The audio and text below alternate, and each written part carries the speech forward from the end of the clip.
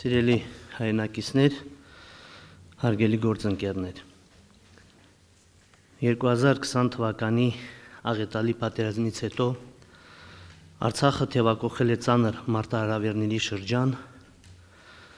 որոնց կարողացել են քիչ թե շատ դիմակայել ու պահել որոշակի ներքին ու արտաքին կայունություն։ Իսկ Ադրբեջանի կողմից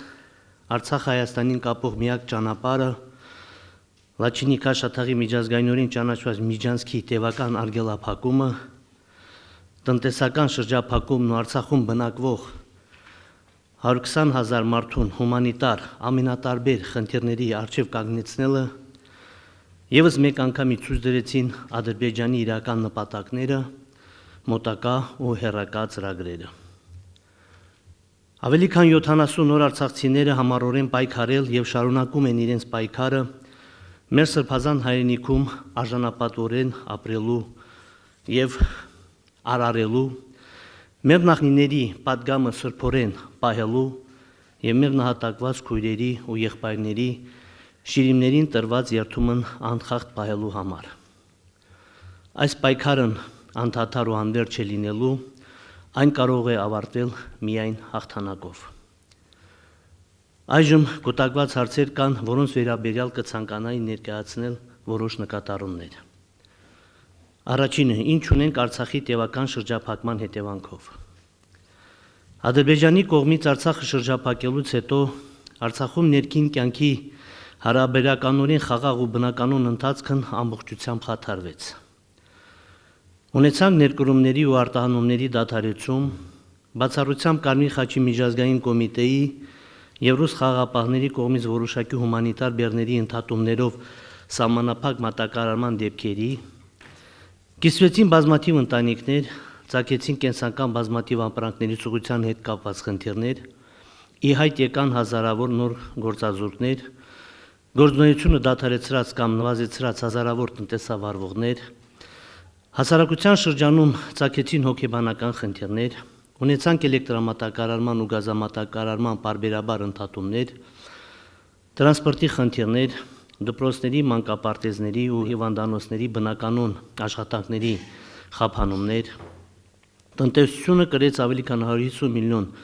դոլարի վնաս եւ բազմաթիվ այլ ուղղակի եւ անուղղակի զրկանքներ։ Շրջափակումը խոշոր առումով Արցախի ժողովրդի վրա ունեցել է ազդեցություն հետեւյալ 3 ուղղություններով. ազատ տեղաշարժի սահմանափակում, հոգեբանական ահաբեկչություն եւ կենսական ենթակառուցվածքների աշխատանքի խափանում։ Եթե առաջին եւ երկրորդի մասով կարողացել ենք քիչ թե շատ երկարաժամկետ շրջափակմանը դիմակայելու լուծումներ գտնել, ապա երրորդ մասով ունենք լրջագույն մարտահրավերներ, որոնք ստիպված են մեզ արագ ու վճռական որոշումներ կայացնել։ Կփորձեմ փակագծերը բացել անվտանգային առումով թույլատրելիության սահմաններում։ Հունվարի 9-ից լրիվությամբ խափանելով Հայաստանից եկող էլեկտրամատակարարումը, իր շրջափակման ողջ ընթացքում կանոնավոր կերպով խափանելով գազամատակարարումը, ադրբեջանական կողմը միտումնավոր հարուցել է շարունակական էներգետիկ ճգնաժամ որպես ճնշման հիմնական միջոց։ Այդ ժամանակվանից մենք անցել ենք էներգետիկ համակարգի ճգնաժամային կառավարման, ամբողջ ծավալով գործարկելով տեղի հիդրոէլեկտրակայանները եւ հնարավորին սահմանափակելով սպառումը, այդ թվում տնտեսական խոշոր ձեռնարկությունների աշխատանքի կասեցման եւ հովարային անջատումների կիրառման միջոցով։ Այս ողջ ընթացքում մեծ ծավալով պակասել է Սերսանգի ջրամբարի ջրային պաշարները, քանի որ անհամեմատ ավելի շատ ջուր ենք բաց թողել մեր գլխավոր հեկի գործունեության համար, քան Սերսանգ մուտք գործող ջրային պաշարները։ Այժմ վիճակն արդեն կրիտիկական է, ինչ նշանակում է, որ այսուհետ ունենալու ենք էներգետիկ պաշարի ծայրահեղ սուղություն իր բոլոր հետևանքներով։ Կուզենի նաև ընդգծել, որ այս ընթացքում զգալի գործ է արվել կառավարության կողմից կանոնակարգելու շրջափակման հարուցած խնդիրների լուծման աշխատանքները։ Թեև դեռևս բազմաթիվ խնդիրներ կան, արձանագրվել են նաև անարդարության դեպքեր, սակայն կարող ենք պնդել, որ օրեցօր պետական ծառայությունների արդյունավետության մակարդակը բարձրանում է եւ դրան զուգահեռ ավելի են մեղմանում բնակության զրկանքները։ Շնորհակալություն իրենց աշխատանքային ու քաղաքացիական պարտականությունները պատշաճորեն կատարած եւ կատարող անձանց։ Իսկ անբարեխիղճ վարք դրսևորված եւ արտոնյալի անընդունելի մոլուցքով տառապող մեր հայրենակիցները թողորը առաջ գիտակցեն, որ այդ վարկով վնասում են հայրենիքին ու հենց իրենց, քանի որ թուլացնում են մեր շարքերը եւ բացասաբար են ազդում հասարակության հոգեբանական դիմադրողականության վրա։ Այս ամենի կողքին այնուամենայնիվ ունենք պայքարի ու դժվարությունների պատրաստ ժողովուրդ, որը հստակորեն գիտակցում է ադրբեջանական ցեղասպանական նպատակները եւ մեր կարմիր գծերը, պատրաստ պաշտպանելու վերջիններիս։ Մյուս կողմից բնական եմ համարում ժողովրդի մեծ ցակող հարցերը, պայքարի նպատակները, միջոցների, ժամկետների, կարմիր գծերի, ռիսկերի եւ առնչվող այլ հարցերի վերաբերյալ։ Արկա տեղեկատվության եւ թույլատվության սահմաններում հնարավորինս կպատասխանեմ այդ հարցերին, պատրաստ լինելով նաեւ քննարկման այս եւ այլ ձևաչափերով։ Ինչ վերաբերում է Արցախի շրջափակմամբ Ադրբեջանի կարճաժամկետ ու երկարաժամկետ նպատակներին, ապա ակնհայտ է, որ նմանօրինակ գործողություններով Ադրբեջանը հետապնդում է Արցախի ժողովրդի էթնիկ զտման նպատակ, չկա հայ Արցախում, չկա խնդիր դրամաբանությամբ։ Իսկ ավելի միջնաժամկետ ու կարճաժամկետ կտրվածքում նրանք նպատակ ունեն նոր կենսական զիջումներ կորզել Արցախից ու Հայաստանից, փլուզել Արցախի ինքնիշխանությունը, տնտեսությունը, մեծացնել մեր կախվածությունը իրենցից, հոգեբանական ահաբեկչությամբ խթանել արտագաղթը եւ այլն։ Այս առումով մեր պայքարի ռազմավարական նպատակը հայկական անկախ ու անվտանգ Արցախի պահպանումն ու ամրապնդումն է, իսկ այս փուլի գլխավոր նպատակը ադրբեջանական սանդրանքներին վճռականորեն դիմակայելն է, որպեսզի թույլ չտանք էթնիկ զտման քաղաքականության հաջողումը։ Այդ ճանապարհին կարևոր նպատակներից է նաև մեր կենսական շահերի ու կարմիր գծերի պաշտպանությունը։ Ուժի ապօրինի կիրառման արդյունքում 2020 թվականին ստեղծված իրավիճակը չի կարող եւ չպիտի ճանաչվի որպես հակամարտության համընդգրկուն կարգավորման մեկնակետ։ Արցախի հանրապետության կարգավիճակն առաջվա պես կարիք ունի միջազգային ճանաչման, Արցախի ժողովրդի ինքնորոշման իրավունքը հարգելու հիման վրա։ Պայքարի գլխավոր միջոցն Արցախում հաստատակամորեն ապրելն է առանց տրվելու հոգեբանական ճնշման, տարաբնույթ այլ սադրանքների։ Երկրորդը կենսական շահերի ու կարմիր գծերի անկոտրում պաշտպանությունն է, թույլ չտալով դրանց անդառնալի ոտնահարումը։ Իսկ երրորդը Ադրբեջանի հանդեպ միջազգային գործնական ճնշման ավելացումն է, որտեղ Հայաստանի Հանրապետության եւ Սփյուռքի դերը պակաս կարևոր չէ։ Առ այսօր մենք զգալի հույսեր ենք կապել միջազգային ճնշման հետ, սակայն բարի ու երբեմն կոշտ հայտարարություններից անդին գործնական քայլեր չենք տեսել։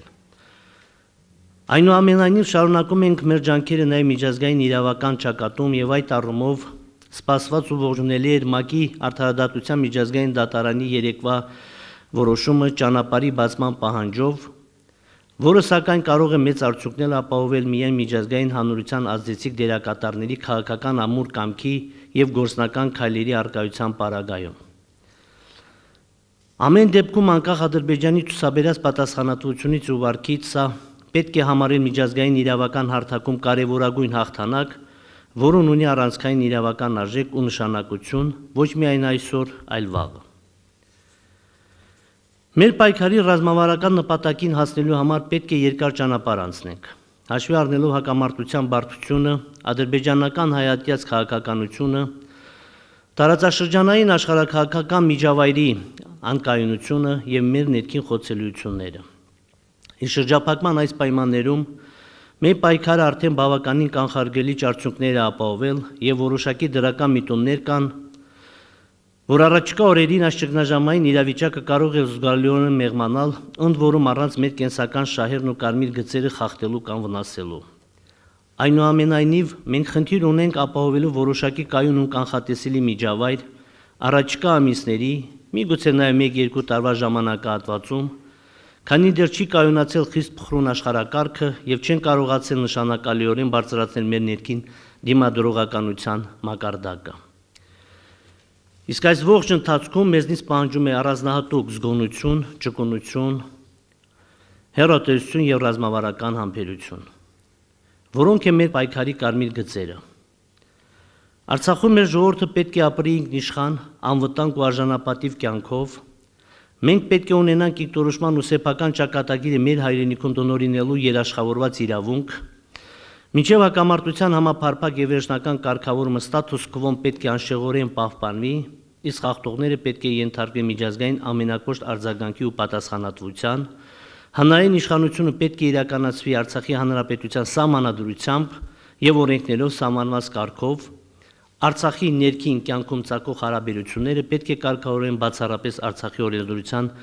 իրավահամակարգի շրջանակներում։ Մեր պետական խորհրդանիշները ենթակա են պահպանման, սրբությամբ եւ ամենայն պատասխանատվությամբ։ Ինչպես ենք տեսնում Ադրբեջանի եւ Արցախի միջև երկարատև հակամարտության եւ առնչվող խնդիրների կարգավորումը։ Մենք պատրաստ ենք Ադրբեջանի հետ երկխոսության եւ հակամարտության կարգավորման, սակայն մենք ունենք հստակ սկզբունքներ ու կարմիր գծեր, որոնք բխում են Արցախի ժողովրդի հիմնարար իրավունքներից, կենսական շահերից ու պահանջմունքներից։ Այդ համատեքստում երկխոսությունը եւ հակամարտության կարգավորման համար անհրաժեշտ է հաշվի առնել հետեւյալ հիմնական հանգամանքներ։ Առաջին հերթին անհրաժեշտ է ապահովել կայուն եւ փոխվստահելի միջավայր, բացառելով սադրանքները, ուժի կիրառման դեպքերը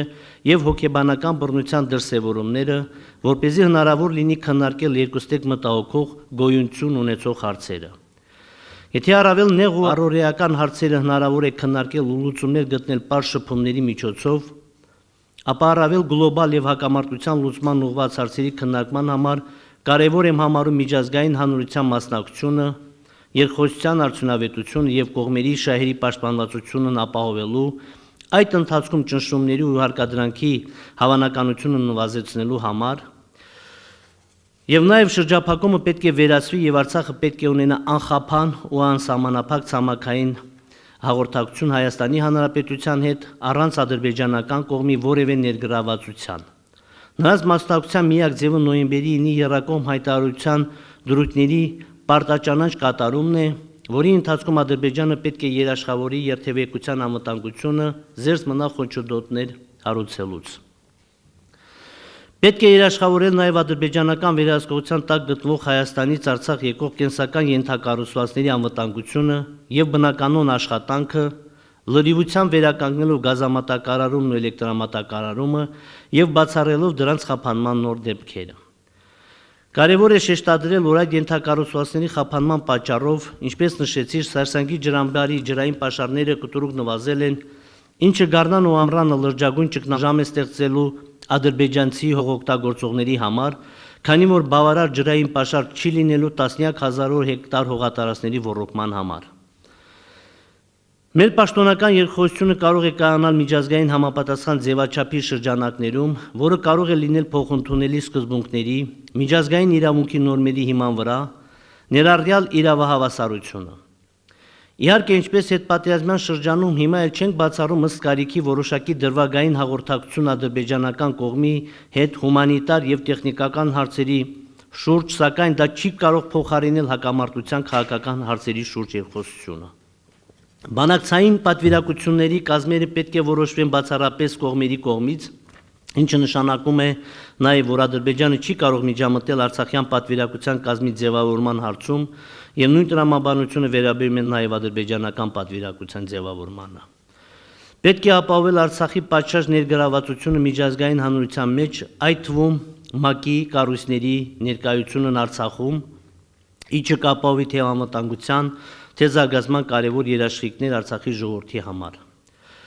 Հատկանշական է, որ Արցախը աշխարհում միակ չճանաչված պետությունն է, որը չունի ոչ մի միջազգային ներգրավվածություն, չի ստանում նույնիսկ միջազգային հումանիտար աջակցություն, բացառությամբ Կարմիր խաչի միջազգային կոմիտեի խիստ սահմանափակ առաքելությունից։ Եվ բուն երկխոսության եւ հակամարտության համապարփակ կարգավորման համար խիստ անհրաժեշտություն է, որ բացառվի ուժի եւ ուժի սպառնալիքի կիրառումը, որը պետք է երաշխավորված լինի անվտանգության միջազգային երաշխիքներով, այդ թվում ռուս խաղաղապահների առաքելության արդյունավետության բարձրացմամբ։ Արցախի ժողովրդի ինքնորոշման եւ սեփական ճակատագիրը տնօրինելու իրավունքը սակարկման ենթակա չէ։ Դա մեր ժողովրդի բնական ու հիմնարար իրավունքն է, ամրագրված նաեւ միջազգային հանրահայտ փաստաթղթերով։ Արցախը երբեք չի հրաժարվելու իր ինքնիշխանությունից եւ չի կարող որևէ խոսք լինել հարևան Ադրբեջանի հետ ինտեգրացիայի մասին։ Սա կամակոր որոշում կամ դիրքորոշում չէ, այն հիմնված է բացառապես արցախայության, սեփական հայրենիքում մեր ժողովրդի ինքնորոշման, անվտանգ ու ազատ ապրելու իրավունքից, բացարձակ հայատյացության վրա հիմնված ադրբեջանական համակարգային քաղաքականության պայմանավորված գոյաբանական լրջագույն վտանգների կանխման անհրաժեշտությունից։ Արցախի հանրապետության ժողովրդի ինքնորոշման իրավունքի իրացման փաստի միջազգային ճանաչումը ու պաշտպանության տրամաբանությունից որևէ այլ գործընթաց կամ լուծում մեր կողմից անընդունելի է, քանի որ անկասկած տանելու է Ադրբեջանի կողմից Արցախի հանրապետության բնակչության էթնիկ բնաջնջմանը։ Ինչ կարող են անել Արցախի համար Հայաստանն ու Սփյուռքը։ Պատասխանենք այս հարցերին։ Նախ անհրաժեշտ է գիտակցել, որ Հայաստան-Արցախ-Սփյուռք գերամիասնությունը պետք է փայփայել ու զորացնել, քանի որ դա մեր ազգային շահերից է բխում եւ անթույլատրելի է այդ երեքից որևէ մեկի վերաբերյալ որպես լրիվ առանձին կան խանգարող միավորի։ Այո, Արցախը բացառիկ նշանակություն ունի հայ ժողովրդի համար,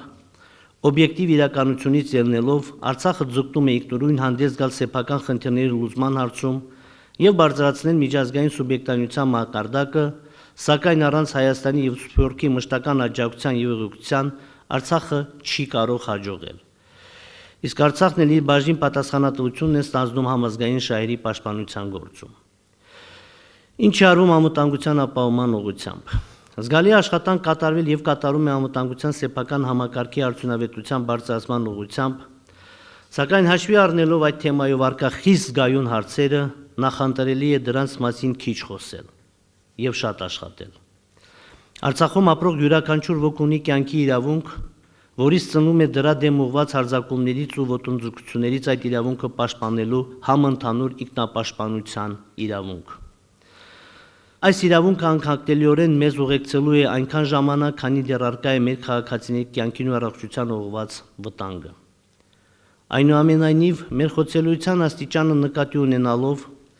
անհրաժեշտ է գիտակցել, որ մեր անվտանգության արտաքին երաշխիքները երկար ժամանակ կարևորագույն դեր են խաղալու մեզ համար։ Ուստի ջանքեր են գործադրում բարելավելու ռուս խաղաղապահների առաքելության արդյունավետության մակարդակը, ինչպես նաև քննարկում ենք միջազգային քաղաքական այլ երաշխիքների կիրառման հնարավորությունները։ Թեև Ադրբեջանի հետ հակամարտությունը մեր գլխավոր մարտահրավերն է, որը բացասաբար է ազդում Արցախի ժողովրդի կյանքի բոլոր ոլորտների վրա, այնուամենայնիվ մեր ներքին հիմնախնդիրները նույնպես կարևոր նշանակություն ունեն ավելի ամուր ու զարգացած ապագա կերտելու ճանապարհին։ Ավելին, դրանք ուղիղ կերպով անդրադառնում են նաև անվտանգային ու արտաքին քաղաքական հարցերի լուծման ջանքերի արդյունավետության վրա, որոնք են ներքին կյանքում առաջնահերթ մարտահրավերներն ու անելիքները։ Նախ պետք է արձանագրել, որ խորքային առումով Արցախի ապագայի հարցում միասնական դիրքորոշում է առկա ողջ հասարակության մեջ եւ այդ թվում քաղաքական համակարգում։ Սակայն խնդրահարույց է, որ տարբեր շահարկումների եւ բամբասանքների ազդեցությամբ այս թեմայով կեղծ ու անհիմն պառակտումներ են հրահրվում հասարակության մեջ, ընդ որում ցավալի է, որ դա արվում է ոչ միայն ադրբեջանական կողմից, այլ երբեմն հայկական շրջանակներից։ Փոխադարձ հարգանքն ու հանդուրժողականությունը շատ կարևոր է ներսում։ Բոլորը պետք է գիտակցեն, որ մենք ներսում թշնամիներ չունենք, մենք ընտրել ենք մեր հայրենիքում ապրելու եւ պայքարելու արժանապատիվ ճանապարհը եւ բոլորս պայքարի նույն շարքում ու դիրքերում ենք գտնվում։ Ոստի ակնկալում ու պահանջում են, որ բոլորս վարվենք կուռ պայքարի տրամաբանությամբ, միասնական լինելով մեր նպատակների ու արժեքների շուրջ, ոչ թե անձանց, այդ թվում իմ, քան որ մերքին պառակտումների գլխավոր պատճառը սովորաբար լինում է ազնվորված մոտեցումների մեջ։ 2020 թվականի նոյեմբերից հետո Արցախի հանրապետության արչև ծառացած կարևորագույն հրամայականներից էր ներքին համերաշխության ու միասնականության ապահովումը։ Երկրի արչև ծառացած խնդիրներ արժանապատվորեն եւ անցնցում հաղթահարելու համար։ Այնուհանդերձ հանրության շրջանում ձևավորված դժգոհությունն ու միմյանց նկատմամբ անվստահության մթնոլորտը դեռևս շարունակում է պահպանել, ինչը պարտադրում է իշխանություններին հավելյալ քայլեր ձեռնարկել արցախյան կյանքի կայունությունն ու տևական խաղաղությունը ապահովելու ուղղությամբ։ Մենք պետք է ընդունենք, որ 2020 թվականի 44-օրյա պատերազմից հետո Արցախում ստեղծված իրավիճակում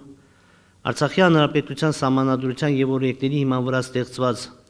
ժողովրդաիշխանությունն ու արտահայտող պետական մարմինները ամբողջապես չեն արտացոլում հանրային տրամադրությունները։ որոշ դեպքում չունեն վստահության անհրաժեշտության չափ, ինչը մերօրյա անորոշությունների եւ անընդհատ փոփոխվող պայմաններում հաճախ ծնում է օբյեկտիվ եւ սուբյեկտիվ դժգոհության ալիքներ, հանգեցնում պոռթկումների, ներքին ցնցումների։ Մյուս կողմից մենք պետք է հասկանանք, որ Արցախում ներքին անկայունությունը, ցնցումներն ու հակադրությունները լրջագույն վտանգ են ներկայացնում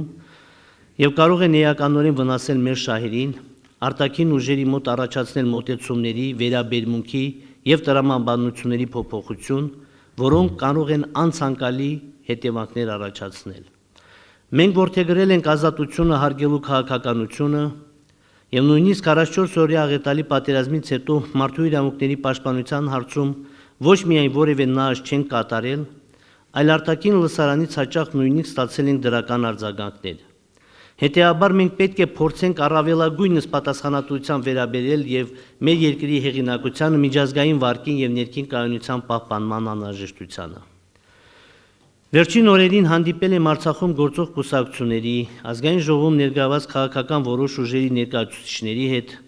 ներկայացրել երկրում ստեղծված իրավիճակը, ներքին ու արտաքին վտանգներն ու մարտահրավերները։ Արձագանքել եմ հանրային սեկտորի ներկայացուցիչների հայտարարությանը, հանդիպել եմ նրանց հետ, ընդունել եմ երկրի ներքին կյանքում առաջացած բևեռվածության, հասարակության պառակտվածության եւ հանրության շրջանում ապագայի հանդեպ հավատն ու հույսը ամրացնելու հրատապ անհրաժեշտության մասին պնդումները եւ դրանց վրա հիմնված Արցախի հանրապետության շրջանների ներկայացուցիչներից կազմված նախագահային կից խորհրդատվական մարմին ստեղծելու պահանջը, որը պետք է ծառայի որպես երկրի ներքին ու արտաքին քաղաքականությունն առնչվող հարցերի քննարկման հարթակ, ունենա հանրային վերահսկողական առարկայացված լծակներ, խորհրդատվության, առաջարկություններ ներկայացնելու առանցքային ու ծանրակշիռ իրավունք։ Նախատեսում եմ այդ մարմնին մասնակից դարձնել անհամեմատ ավելի շատ հարցերի ու խնդիրների քննարկմանը, ոչ միայն որպես խորհրդատվության կամ առաջարկություն ներկայացնողների, այլ նաև տարբեր գործընթացներում որպես անմիջական մասնակցողների։ Մենք պետք է ժողովրդին լիարժեք համոզենք, որ առանց նրանց կարծիքը հաշվի առնելու թիկունքում ոչ մի հարց չի քննարկվելու եւ Արցախի ու արցախայության ճակատագրի վերաբերյալ որևէ որոշում չի կայացվելու։ Առաջիկա օրերին մեկնարկելու են այդ գաղափարի իրագործման աշխատանքները։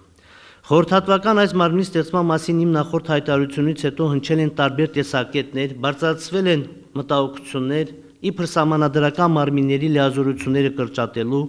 այլ մարմիններին փոխանցելու անթույլատրության մասին, ոմանք նույնիսկ սկսել են թիրախավորել նախաձեռնող խմբին։ Իրականում, սակայն խոսքը եւ նախաձեռնությունը ոչ թե պետական մարմին լիազորությունների կրճատման մասին է, այլ հակառակը դրանց իրացումը վերահսկողության տակ պահելու։ Եթե հանրային իշխանությունների մոտ արդեն կան նման հակադրություն ստեղծվելիք խորհրդատվական մարմնի առողջությամբ, նշանակում է, որ հանրության իդեմս նախաձեռնող խմբի պահանջը այդ առումով ամբողջությամբ հիմնավոր ու արդարացված է։ Նշանակում է ճիշտ ճանապարհ ենք եւ ստեղծելիք մարմինը ունակ է լինելու ծառայել որպես բավարար զսպող ուժ։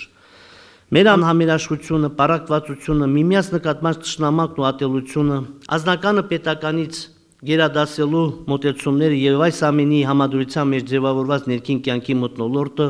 ուղղակի նվեր է մեր հակառակորդներին, մեզ նվաճելու իրենց ծրագիր են իրագործելու գործում։ Ամեն անգամ տարբեր իրավիճակներում համոզում ենք, որ ընդամենը մի քանի հոգու ջանքերի մեկտեղումը ինչպես մեծ արդյունքներ է ապահովում ոչ միայն ներսում, այլև միջազգային հարթակներում։ Եկեք համախմբվենք եւ նորից զգանք անհաղթելի լինելու զգացումը։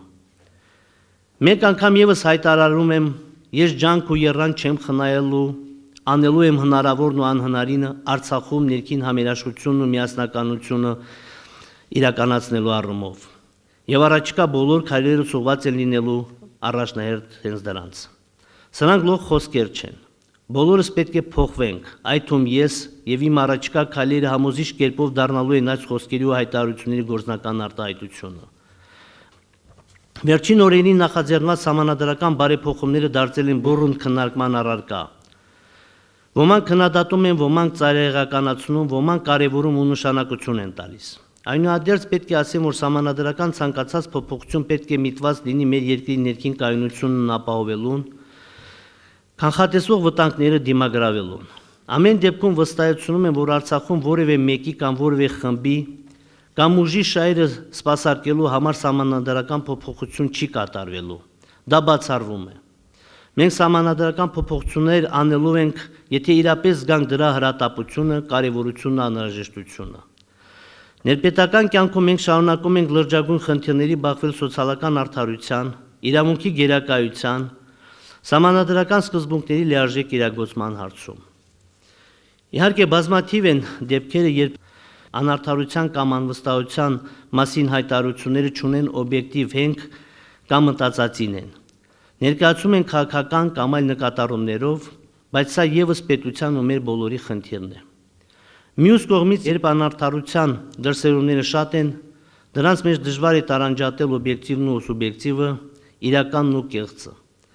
Հետևաբար, առաջիկայում մենք պետք է այնպիսի քայլեր ձեռնարկենք, որ արդարության, իրավունքի գերակայության ու օրենքի առջև բոլորի հավասարության իրավական սկզբունքները կյանքի կոչվեն, ոչ թե լսելու համար հաճելի հայտարարությունների տեսքով, այլ ունենան գործնական ու շոշափելի արտահայտություն։ Այս ամենն իրականություն դարձնելու համար առանձնահատուկ նշանակություն ունի պետական համակարգում կարգապահությունը, աշխատանքի ռացիոնալ կազմակերպումը, պետական իշխանություն քաղաքացի առողջ և վստահելի կերպով աշխատանքի նվիրվածությունն արդյունքը։ Սիրելի հայրենակիցներ, վերջին շրջանում Արցախի հետ կապված ամենաքննարկվող թեման դարձել է իմ և Ռուբեն Վարդանյանի հարաբերությունները։ Վերջինիս պետական նախարարի պաշտոնում գտնվելը, պաշտոնից ազատվելու շուրջ լուրերը։ Հերթական անգամ մենք ականատես եղանք, որ մեզանում կան մարդիկ և ուժեր, որոնք իրենց քաղաքական ամբիցիաները բավարարելու,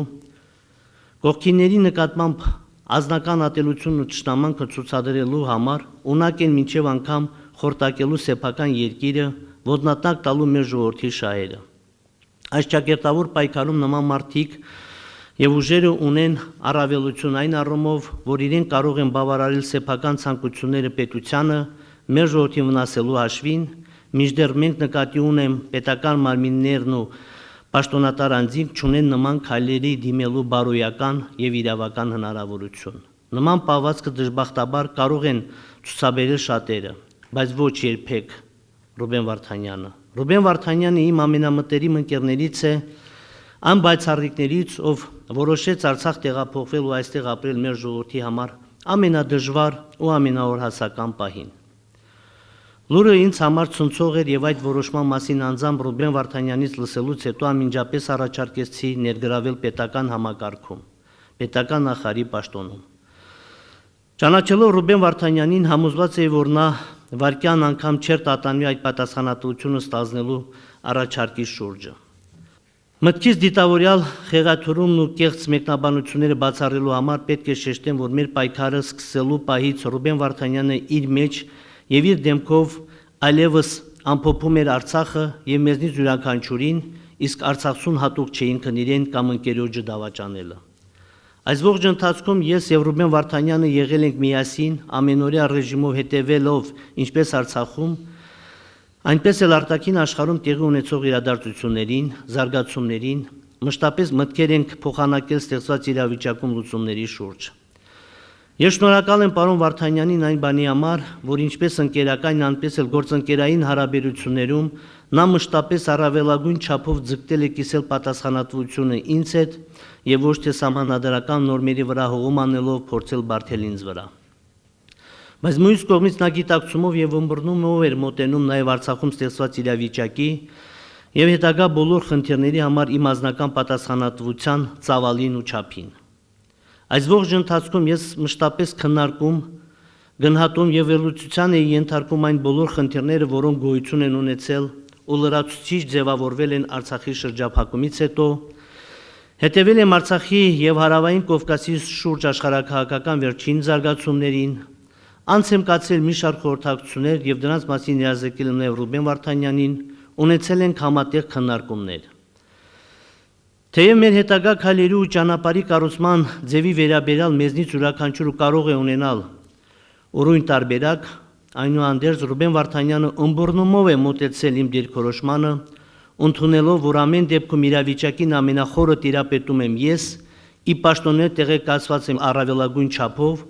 և տեղեկատվության համակողմանի ու խորը գնահատականները առավել ամբողջական կարող են տրվել իմ կողմից։ Գիտակցելով Արցախի և մեր ժողովրդի հանդեպ պատասխանատվությունը եւ Արցախը զարգացնելու եւ առաջիկա մարտահրավերներին դիմագրավելուն պատրաստ լինելն ապահովելու փոխարեն մեր բոլորիս ի պետության առանց փակագծեր բացելու բոլոր առումներով դիմադրողականությունը չսպառելու համար որոշում եմ կայացել Ռուբեն Վարդանյանին ազատելու պետական նախարարի պաշտոնից։